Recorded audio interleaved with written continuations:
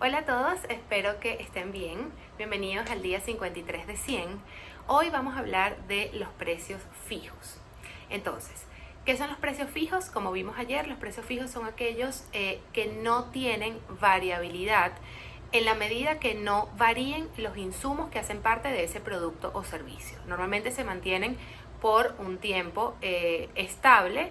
Obviamente hay condiciones que ya sabemos, sobre todo aquellos que vivimos en Venezuela, que pueden variar, digamos, las teorías y vencer las teorías de economía mundiales, pero en líneas generales son precios que solamente se modifican en la medida que se modifican los insumos que hacen parte de ese producto o de ese servicio.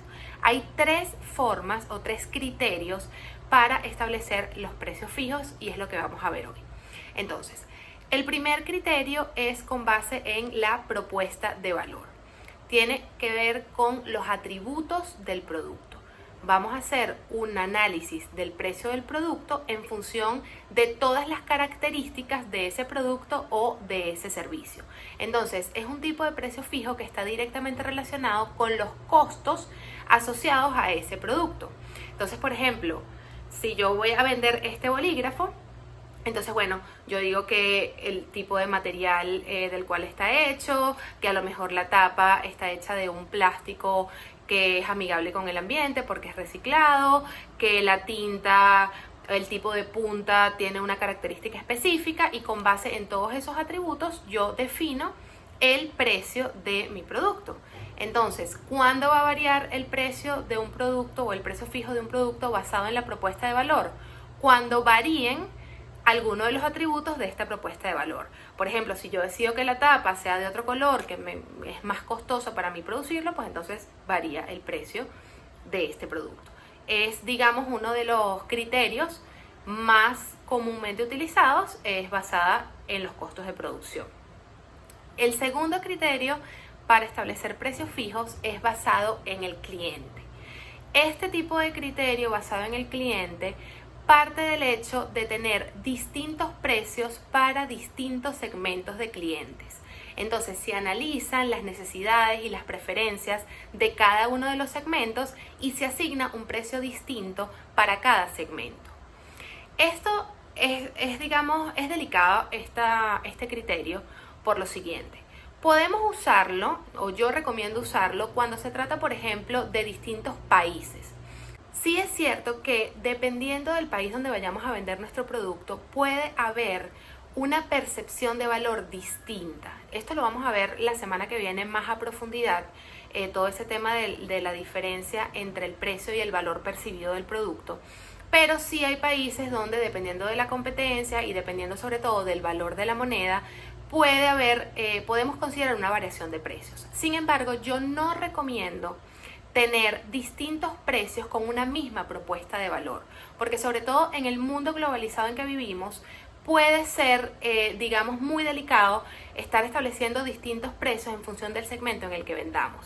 Lo que sí recomiendo es generar distintos variaciones a nuestra propuesta de valor que ataquen a distintos segmentos y allí sí podemos asignar distintos precios. De alguna manera eso nos llevaría entonces a tener una política de fijación de precios más basada en la propuesta de valor, que fue la primera que vimos, pero sí tomando muy en cuenta el cliente. Entonces, bueno, tenemos un producto un poco más premium con ciertos atributos para un segmento A y un producto quizás más básico con otro tipo de atributos basado en las preferencias de un segmento B y pueden tener distintos precios. El tercer criterio para establecer precios fijos es con base en el volumen. Entonces, ¿a qué se basa este criterio? Vamos a fijar precios o bandas de precios en función de una cierta cantidad de unidades o una cierta cantidad de cupos o una cierta cantidad de horas. Entonces vamos a tener como 2, 3 o la cantidad de precios fijos que queramos en función de el volumen, y obviamente es inversamente proporcional al precio, es decir, a más volumen, menor precio. ¿Cuándo recomiendo cada una de ellas? Bueno, el criterio basado en el volumen lo considero ideal cuando estamos hablando de un negocio que tiene costos fijos altos que necesitamos diluir en volumen.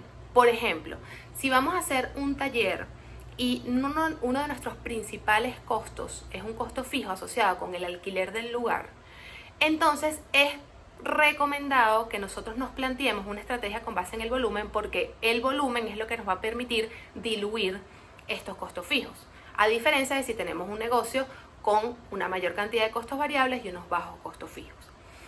¿Cuándo recomiendo el criterio basado en el cliente? Cuando se trata de productos de consumo masivo o altamente demandados, porque básicamente son productos que necesita todo el mundo. Eso es lo que los hace ser de consumo masivo.